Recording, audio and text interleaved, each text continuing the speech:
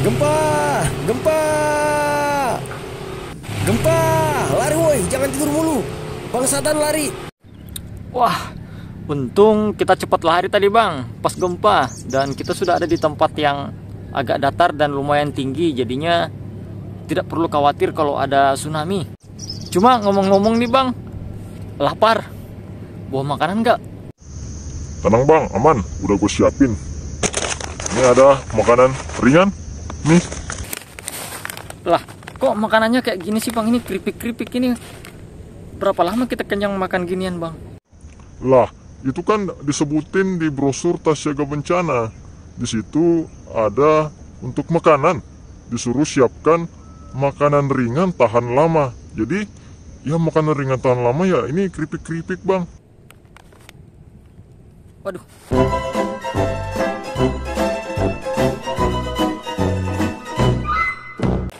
Lalu ini tempat kita lari bang yang tinggi gini nih, nggak ada bangunan sama sekali, udah mulai hujan. Jadi gimana? Ada bawa ini nggak bang? Nggak bawa terpal atau bawa jas hujan? Atau ada bawa flysheet? Nggak ada bang, gue cuma bawa baju doang. Kan di situ di brosurnya dibilang pakaian-pakaian. Nggak ada bilang bawa flysheet atau bawa jas hujan soalnya. Waduh, jadi gimana nih bang?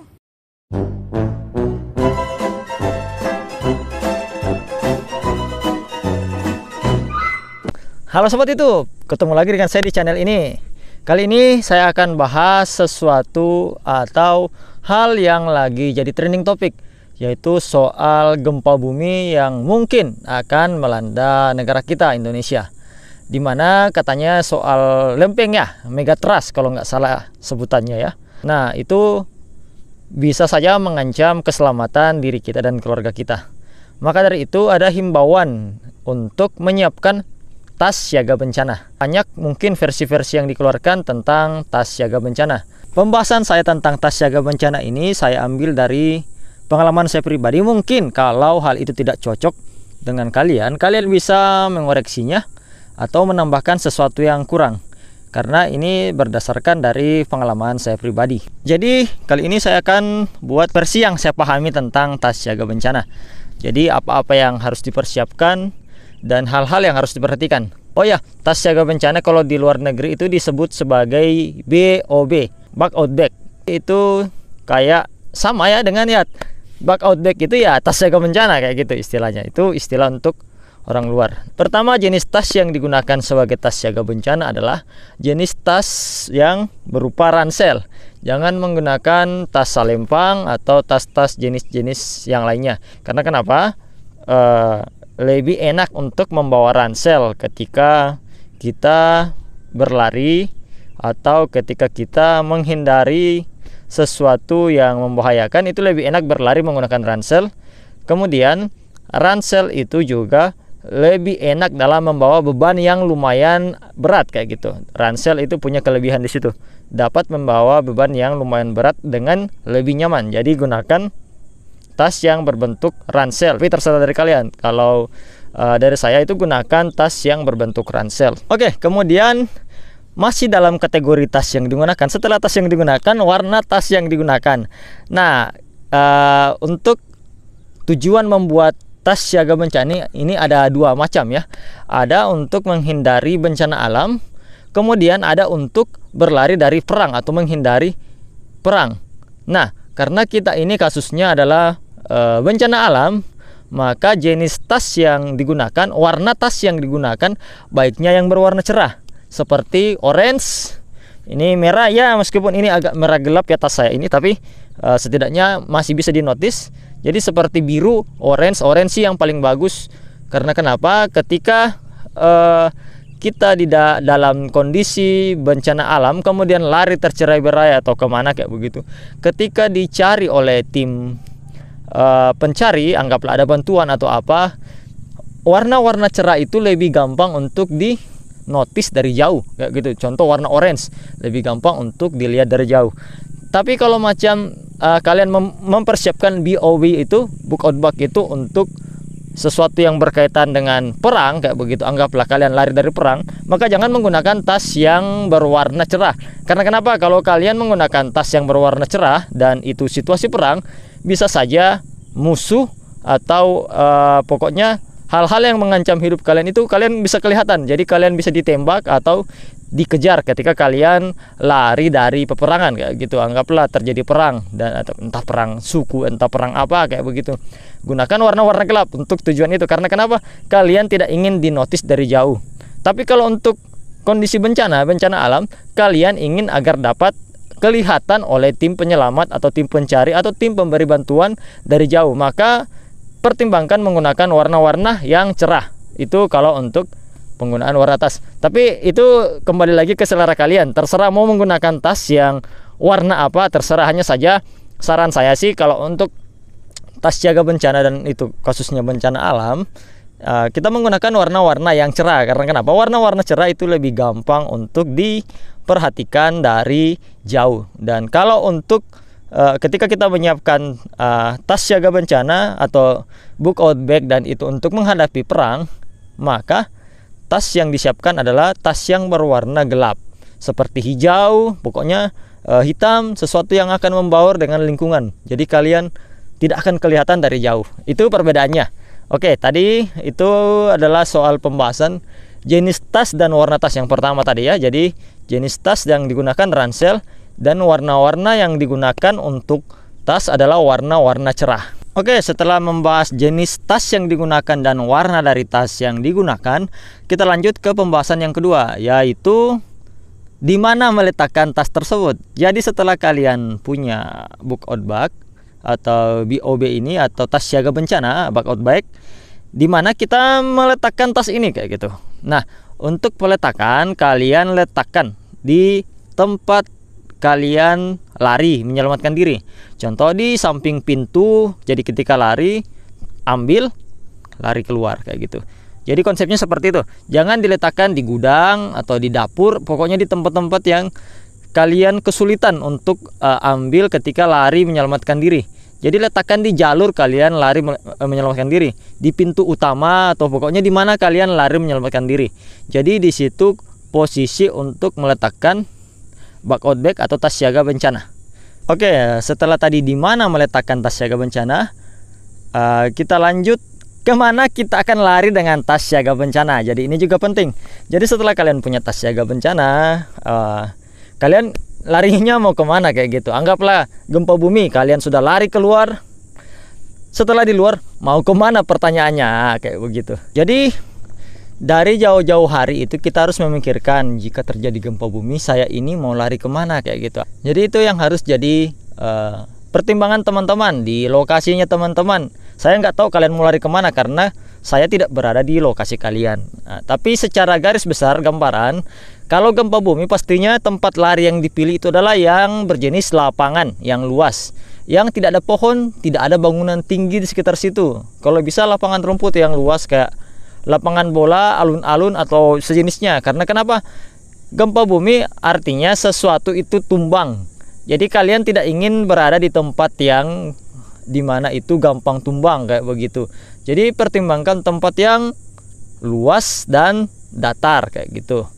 Nah, untuk yang berada di pesisir, satu lagi syarat tambahan, luas, datar, tinggi. Kenapa luas, datar, dan tinggi?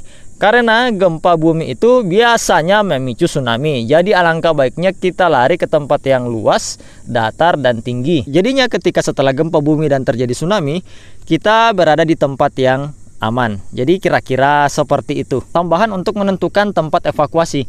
Jadi di mana kita melakukan evakuasi tadi kan, kalau untuk yang dataran rendah itu ya berada di tempat tinggi, kemudian luas dan tidak ada pepohonan atau bangunan tinggi lainnya yang kemungkinan akan rubuh dan menimpa kita. Artinya ada namanya survei lah.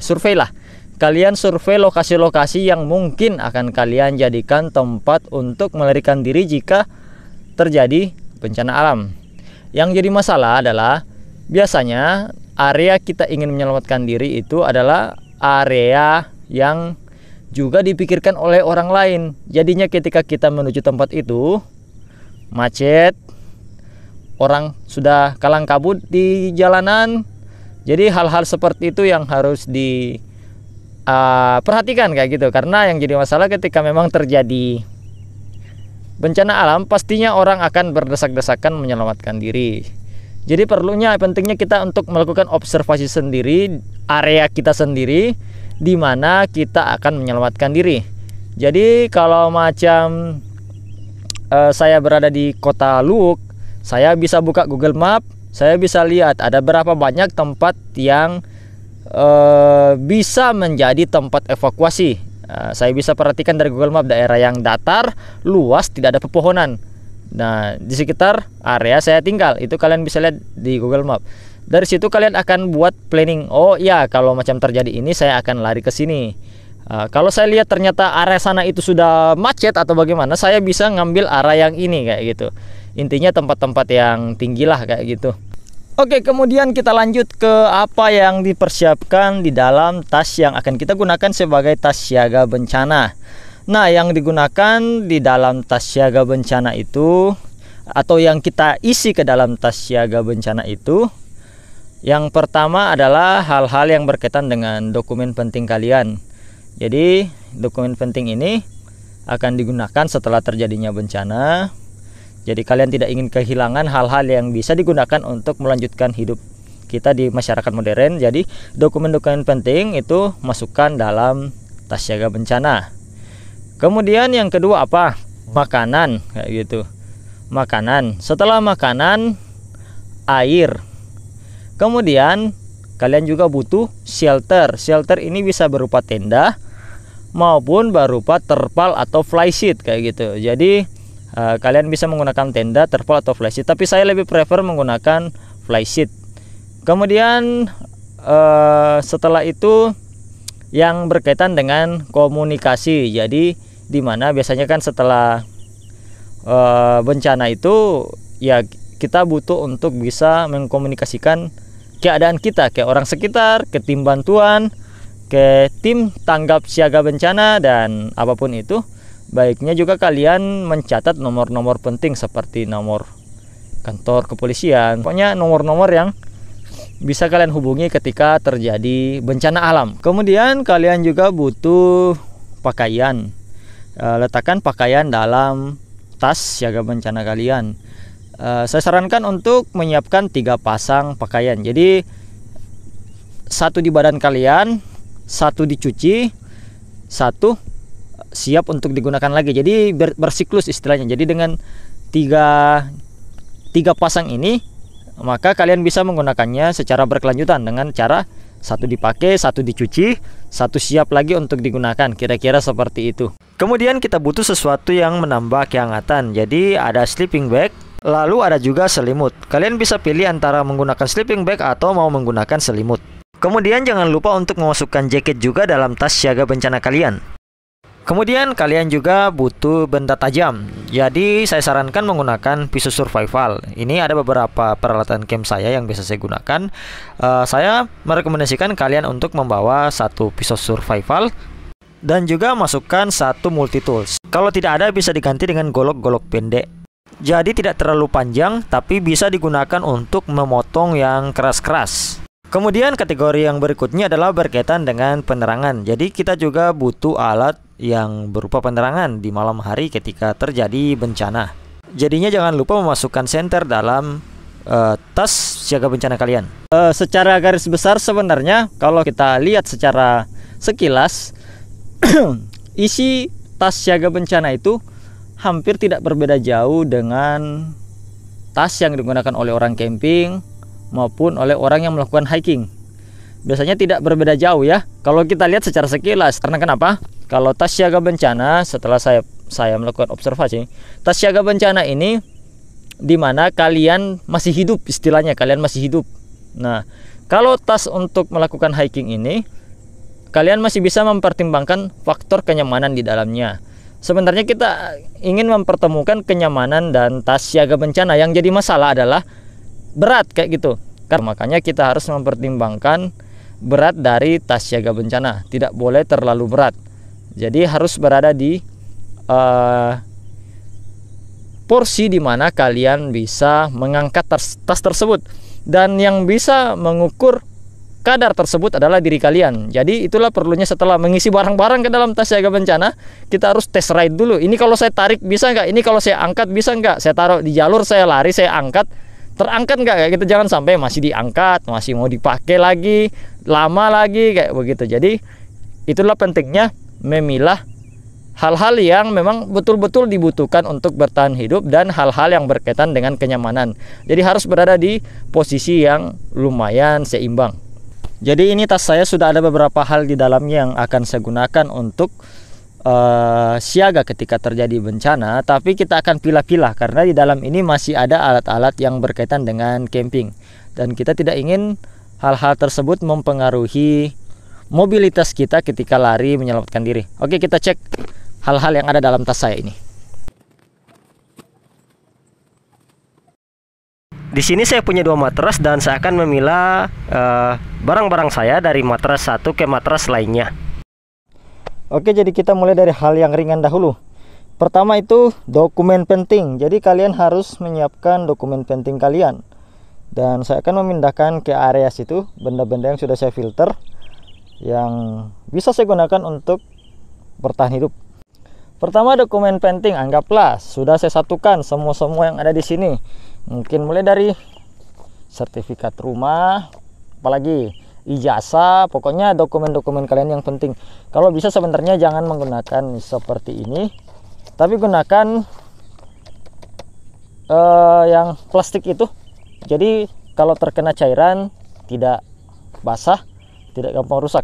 Kemudian kita lanjut ke hal yang kedua yang berkaitan dengan pakaian. Jadi untuk pakaian itu sebenarnya 3 pasang ya kawan-kawan ya, 3 pasang. Jadi kalau saya pribadi di badan kalian baru 1-2 pasang di sini. Tapi kalau bisa sih letakkan 3 pasang. Takutnya kalian itu tidur nggak pakai baju kayak gitu.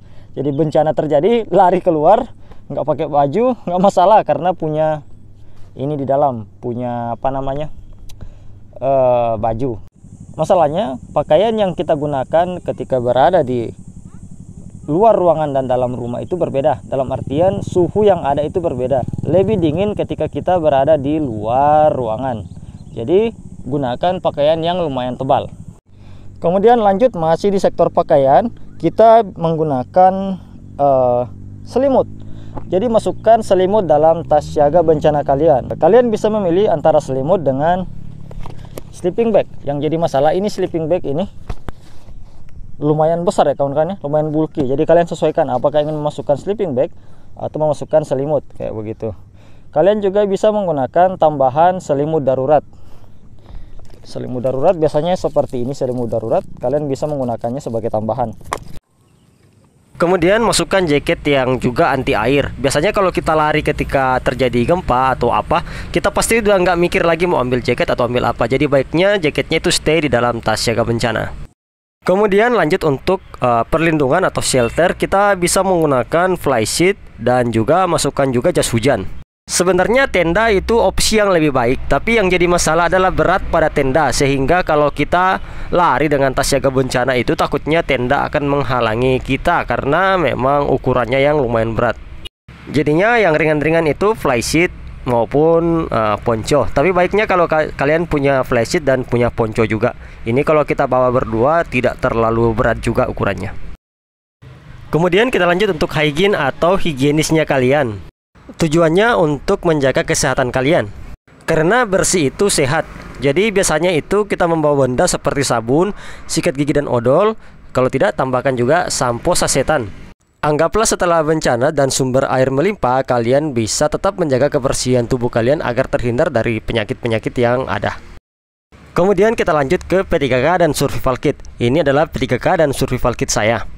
Untuk obat-obatan yang dibawa dalam P3K itu baiknya hal-hal yang berkaitan dengan penyakit umum. Jadi yang pertama yang berkaitan dengan penyakit umum seperti luka, kemudian obat batuk maupun obat flu, kemudian obat sakit kepala.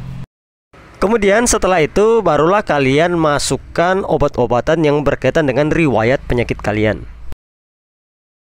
Kemudian survival kit. saya sarankan kalian membangun survival kit sendiri. Karena survival kit murah di pasaran, kebanyakan benda-benda tertentu seperti pisau itu tidak berguna. Jadi survival kit saya sarankan kalian beli secara terpisah untuk pisaunya. Nah, yang ada dalam survival kit saya ini pertama selimut darurat, kemudian pisau lipat atau multi tools juga, tapi di sini saya pakai pisau lipat ya. Ini masih pakai pisau ganso andalan saya. Baru ada flashlight juga atau senter. Di sini saya masih pakai senter TAF LED yang baterai AAA. Kemudian ferrocium rod dan korek gas serta tinder dari karet ban, dan juga saya masih ada fatwood kecil juga. Kemudian fluid, lalu kantong plastik, gula atau es batu ukuran 1 liter. Bisa untuk menampung air maupun untuk mengambil air dengan metode mengumpulkan embun pada pohon. Kemudian kita lanjutkan dengan benda-benda yang berkaitan dengan air. Jadi yang pertama ini saya ada filter air. Ini filter air TNI ya kawan-kawan ya. Gunanya untuk menyaring air. Seperti kita ketahui bersama, ketika terjadi bencana, biasanya kualitas air itu jadi menurun atau jadi keruh atau apapun itu jenisnya. Jadinya filter air ini berguna untuk mengubah air yang tidak layak untuk diminum menjadi bisa untuk diminum. Kalian bisa lihat dari berita-berita yang ada, ketika terjadi bencana seperti gempa bumi, longsor maupun banjir, biasanya yang jadi masalah adalah kualitas air bersih. Jadi dengan filter air kita bisa mendapatkan air bersih. Kemudian lanjut, saya akan memasukkan penampungan air. Ini mini-mini tapi bisa menampung air sebesar 10 liter kawan-kawan. Kemudian di dalam juga saya memasukkan air minum sebanyak 3 liter. Untuk air ini sebenarnya memang lumayan tricky ya kawan-kawan ya, karena semakin banyak air yang kita bawa, semakin berat juga bawaan kita. 3 liter itu sebenarnya air yang dibutuhkan oleh 1 orang dewasa. Itu untuk 1 hari kawan-kawan. Jadi kalian punya stok air 1 hari sambil mencari sumber air lainnya. Untuk kebutuhan air harian itu sebenarnya berdasarkan berat badan. Jadi umumnya kita butuhnya 3 liter. Untuk yang punya berat badan 80 kilo itu memerlukan sekitar 3,5 liter air. Itu untuk minum doang ya kawan-kawannya, bukan untuk yang lain-lain, baru minum doang itu. Jadi dengan kantong air dan filter air, kalian bisa mencari sumber air lainnya. Sumber air bisa diperoleh dari alam maupun dari toko-toko terdekat jika sistem ekonomi itu masih jalan. Dan yang jadi masalah jika sistem ekonomi kolaps, kalian bisa mencari di antara bekas-bekas toko atau minimarket. Hal ini pernah terjadi ketika gempa dan teman saya ada yang jadi saksi hidup. Waktu itu gempa Palu ya. Dia mencari air dan makanan di bekas-bekas reruntuhan toko. Oke, setelah membahas air, kita lanjut dengan membahas makanan yang disarankan. Pertama, untuk makanan pasca siaga bencana itu kita menggunakan makanan yang gampang untuk diolah kayak begitu. Jangan menggunakan jenis makanan yang ribet untuk diolah. Sebenarnya ada yang namanya MRE. Biasanya itu digunakan untuk pendakian. MRE itu kepanjangan dari meal ready to eat. Jadi makanan yang siap kalian makan.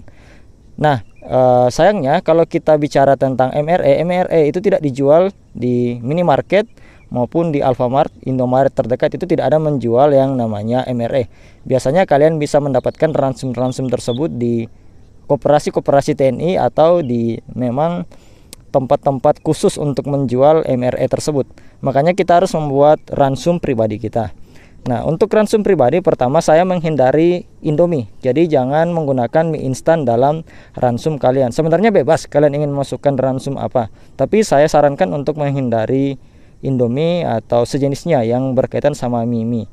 Dan kita akan menggunakan alternatif seperti oatmeal, ataupun kalau kalian bawa beras juga bisa. Tapi yang jadi masalah, beras kalian masih butuh air untuk memasak. Dan oatmeal ini dia instan, kalian tinggal siram kayak begitu. Nah, pemilihan makanan juga tidak terlepas dari kebutuhan kalori harian. Disarankan minimal dalam 1 hari kita mengkonsumsi sebanyak 2000 kalori. Nah, bagaimana dengan ransum yang saya siapkan di sini? Jadi kita bisa lihat pada bungkus oatmeal ini. Di sini tertulis energi total sebesar 150 kilokalori. Nah, takaran sajinya itu 35 gram dan ada 23 sajian per kemasan. Artinya 23 ini kita kali dengan 150 kilokalori. Kalikan 23 dikali 150 kilokalori kalian mendapatkan sekitar 3450 kilokalori. Tentunya ini sudah mencukupi kebutuhan harian kalian, tapi tidak mungkin kalian hanya makan oatmeal saja kan, makanya kita gabung-gabungkan dengan hal-hal yang lain. Mungkin kalian bisa menambahkan buah kaleng. Oke, kita lanjut ke kaleng sarden ini. Nah, sarden ini itu ada 9 sajian per kemasan. Jadi 9 sajian ini sebesar 90 kilokalori per sajian. Jadi ini 9 kita kali dengan 90. Jadi untuk sarden yang tomat ini kalian mendapat sekitar 800-an kilokalori setelah kita mengalihkan 9 dikali 90 kilokalori. Kemudian yang jenis ini yang ekstra pedas ini kalian bisa lihat di sini dia hanya 70 kilokalori dan di sini hanya 8,5 sajian per kemasan. Jadi anggaplah 8 kalian kali dengan 70. Jadi kalori dari ini ditambah dengan ini saya dapat sekitar 5.800-an kilokalori. Jadi dari total ransum yang saya siapkan ini saya mendapatkan sekitar 7.800 kilokalori. Setelah mengetahui berapa kalori pada makanan yang kita bawa, selanjutnya bagaimana caranya mengetahui berapa kebutuhan kalori harian kita. Oke, jadi kita bisa lihat di website ini. Nanti saya akan letakkan linknya di kolom komentar ya kawan-kawan ya. Jadi di sini ada tinggi, kemudian berat, kemudian umur, kemudian jenis kelamin. Jadi contoh, kalian punya tinggi, anggaplah saya 170 cm tingginya saya. Kemudian beratnya saya sekitar 50 kilo. Kemudian anggaplah umurnya saya itu 30 dan jenis kelamin itu pria. Nah, di sini ada pilih aktivitas harian. Jadi kemungkinan sih kalau terjadi bencana itu maka kita akan melakukan aktivitas menengah, olahraga ya, kalau aktivitas ringan. Jadi kalian bisa pilih di sini aktivitas yang sering kalian lakukan per hari. Anggaplah saya aktivitasnya menengah. Nah, kita lakukan perhitungan. Jadi kebutuhan kalori harian kamu adalah sekitar 2197 kilokalori per hari.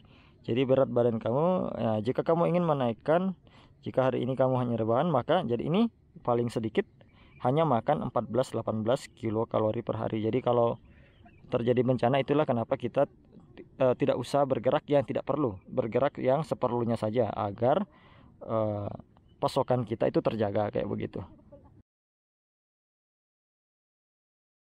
Jadi dengan mengetahui berapa kalori harian yang kita butuhkan dan juga dengan mengetahui berapa kalori yang disediakan oleh makanan yang kita bawa, maka kita bisa memperkirakan sebanyak apa makanan yang akan kalian bawa. Jadi tadi contoh hasil dari semua makanan yang saya bawa ini sebesar 7.800 kilokalori, maka kita bagi dengan 3 hari.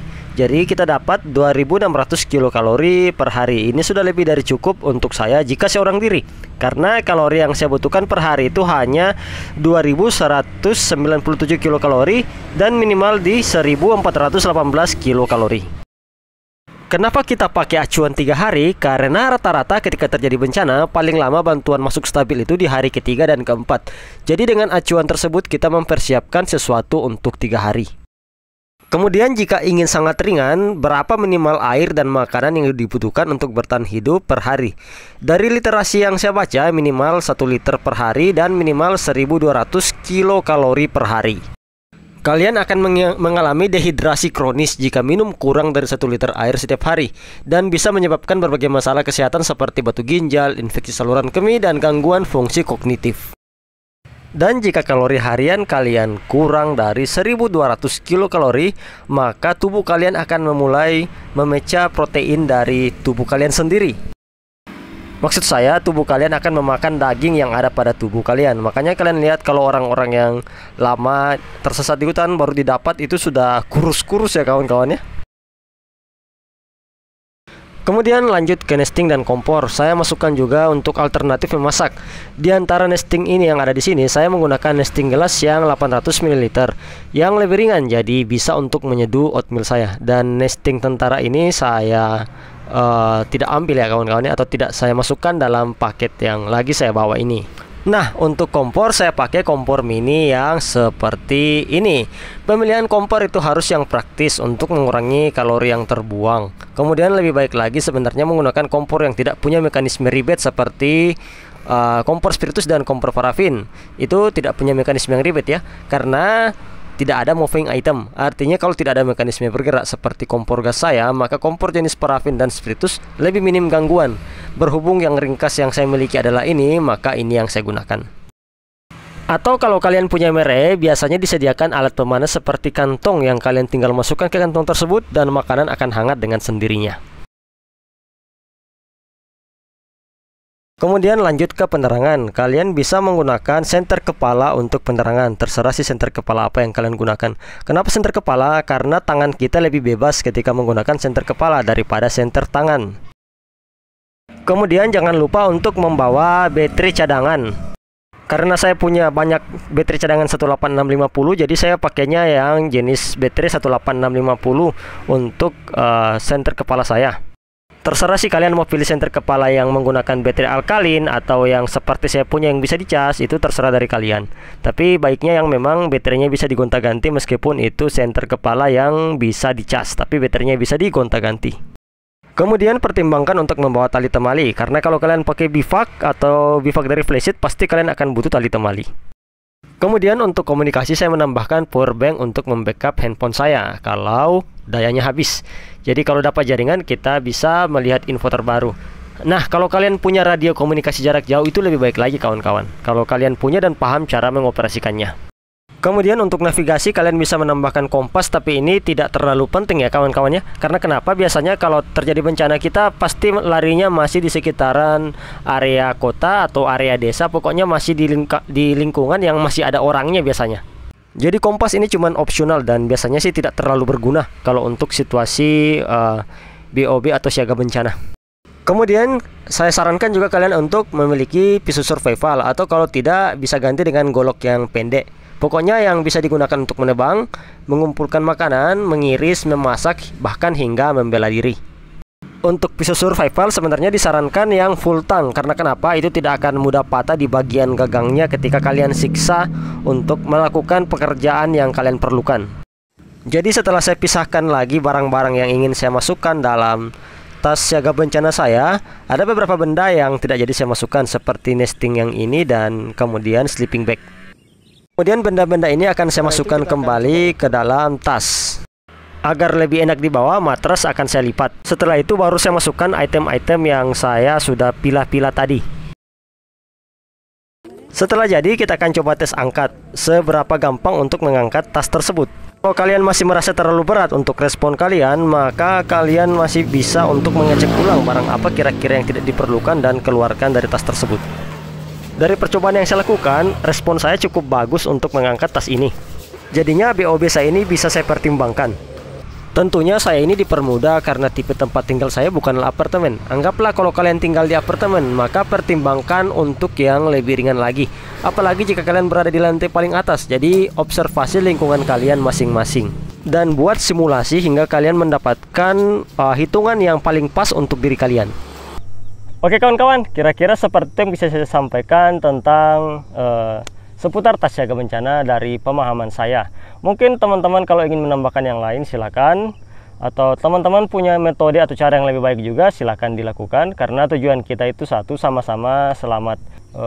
Jadi tas siaga bencana ini kembali lagi ke kondisi dan lokasi serta geografis kalian dan juga kebutuhan kalian. Apalagi jika tas siaga bencana disiapkan untuk menyokong keluarga kayak begitu. Mungkin kalau kalian yang punya anak bayi kayak gitu, itu punya tas lagi sendiri satu yang khusus untuk di dalam perlengkapan bayi yang perlu untuk dibawa kayak gitu. Kalian angkat tas siaga bencana utama, baru tas yang satunya itu berisi perlengkapan bayi dibawa oleh istri kalian kayak begitu. Pokoknya sesuaikanlah hal-hal seperti itu. Kemudian tips-tips yang lainnya, pertama untuk kendaraan, biasanya sih kalau macam sudah ada tanda-tanda kayak gempa-gempa kecil-kecil kayak gitu, gempa-gempa kayak begitu, biasanya orang itu parkir motor atau parkir mobil itu jangan yang di bawah pohon, jangan yang di bawah garasi kayak begitu. Maksudnya jika tiba-tiba kalian butuh kendaraan dan kalian letakkan di bawah pohon atau di bawah pokoknya gedung atau di bawah garasi, ketika gempa, gedung atau garasi kalian itu bisa ambruk ke mobil kalian. Tentunya itu akan menyulitkan upaya kalian untuk menuju ke kendaraan kalian atau membawa kendaraan kalian untuk menjauh dari area terdampak kayak gitu. Kemudian yang kedua yang saya juga paham, ini tips tambahan, kalian juga bisa meletakkan ransum atau pokoknya meletakkan air tambahan di bagasi atau di mobil kalian juga kalian letakkan air tambahan. Kemudian kalian juga bisa menambahkan bahan bakar tambahan di mobil atau di motor. Anggaplah di motor bensin tambahan diletakkan di jok motor kayak gitu, nggak ada masalah. Kira-kira seperti itu. Oke kawan-kawan, terima kasih telah menonton. Mohon bantuannya untuk like dan subscribe jika kalian suka, dan sampai jumpa di lain waktu dan di lain kesempatan dengan pembahasan-pembahasan menarik lainnya.